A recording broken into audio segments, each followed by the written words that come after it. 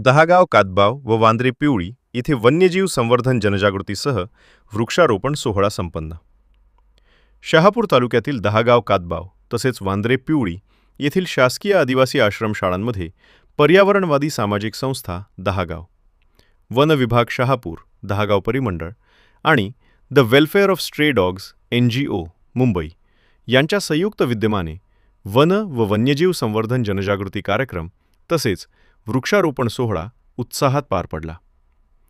कार्यक्रमात विद्यार्थ्यांना पर्यावरण संरक्षण, वनसंपदेचे महत्त्व, जैवविविधतेचे संवर्धन आणि वन्यजीव संरक्षणाची आवश्यकता याबाबत सविस्तर मार्गदर्शन करण्यात आले. पर्यावरणाचा समतोल राखण्यासाठी प्रत्येकाने किमान एक तरी वृक्ष लावून त्याचे संगोपन करण्याचा संकल्प यावेळी विद्यार्थ्यांनी केला. त्यानंतर शाळेच्या परिसरात विविध प्रकारच्या वृक्षांची लागवड करण्यात आली. यावेळी वन विभागाचे कर्मचारी तसेच शासकीय आदिवासी आश्रमशाळा दहागाव कातबाव व वांद्रे पिवळीचे मुख्याध्यापक, शिक्षक, कर्मचारी, विद्यार्थी, पत्रकार आणि मान्यवर मोठ्या संख्येने उपस्थित होते.